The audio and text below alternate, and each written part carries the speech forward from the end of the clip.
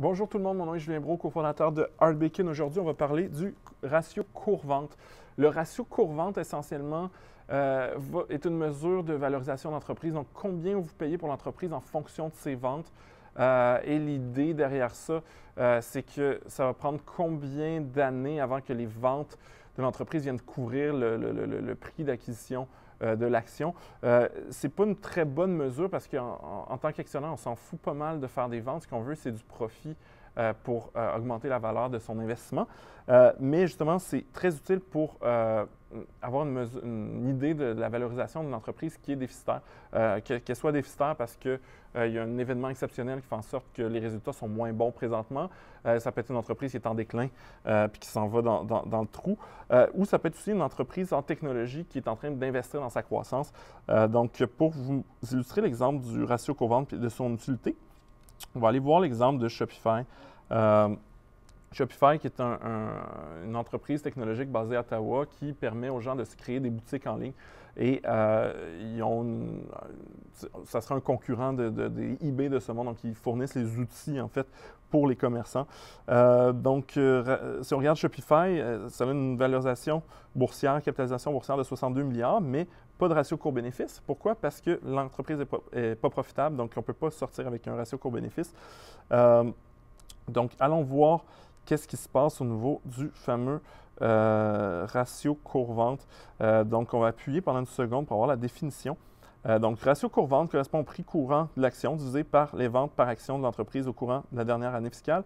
C'est un ratio utile pour comparer deux entreprises lorsqu'une d'entre elles est déficitaire, car une compagnie qui perd de l'argent n'a pas de ratio cours-bénéfice. Donc, c'est un peu ce que j'expliquais.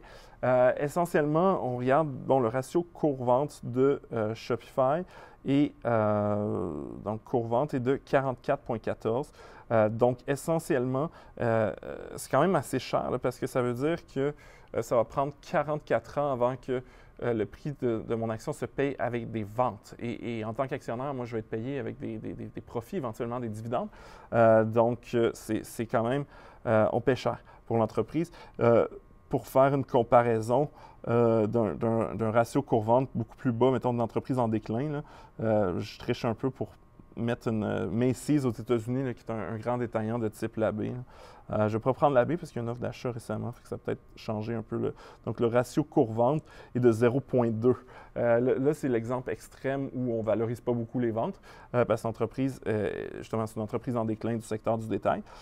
Mais pour vous donner une idée qu'on paye vraiment cher, mais pour vraiment le comparer, donc on l'établit à 44. Donc, on pourrait aller voir une entreprise similaire à Shopify, une entreprise en croissance qui serait dans le secteur de fournir des logiciels pour créer des boutiques en ligne. Mais il y en a une au Québec qui s'appelle Lightspeed, beaucoup plus petite, mais Lightspeed essentiellement fait deux choses, des logiciels de point de vente et des boutiques, des outils pour créer des boutiques en ligne. Donc, une petite valorisation à 2,57 milliards. Ça aussi déficitaire parce qu'ils sont en grande croissance. C'est une entreprise qui va quand même relativement bien.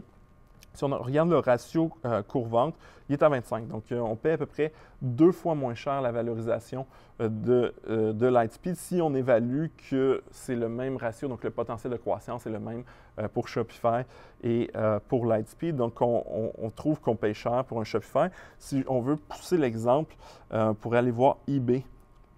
Une entreprise qui est en moins grande croissance. Donc, c'est sûr que la valorisation va être moins grande, mais ça se peut que l'entreprise n'ait pas autant de croissance. Amazon est en train de lui voler des parts de marché. eBay ne va pas si bien que ça, mais dans le même type d'industrie, on a un ratio cours-bénéfice à 21, donc l'entreprise est profitable. Et si on va regarder au niveau le ratio cours-vente est à 2. Donc, on paie vraiment, vraiment, vraiment moins cher. Donc, à peu près 22 fois moins cher pour des ventes de Shopify. Les investisseurs estiment que ça vaut 22 fois les ventes que eBay a, par exemple. Donc ça nous donne une bonne idée que, oh my God, on paye vraiment cher pour Shopify. Cela dit, en technologie, il faut aussi que l'entreprise soit en croissance, aille dans la bonne direction. Donc, c'est pour ça qu'il y a ces différences-là. Donc, c'est à peu près ce que je voulais dire sur le ratio cours-vente. Sur ça, je vous invite à télécharger Hardbacon sur Google Play, le App Store. C'est une application mobile qui se connecte à vos comptes d'investissement, analyse votre portefeuille et vous aide à prendre de meilleures décisions financières. Si vous n'avez pas encore de compte de placement ou si vous voulez en ouvrir un autre, je vous invite à aller au hardbacon.ca offre au pluriel. On a des offres vraiment exceptionnelles de nos partenaires qui vont vous permettre d'investir souvent gratuitement pour la première année ou à moindre frais. Donc, je vous invite à passer par rbacon.ca/offre si vous voulez vous ouvrir un compte d'investissement. Sur ce, bonne journée.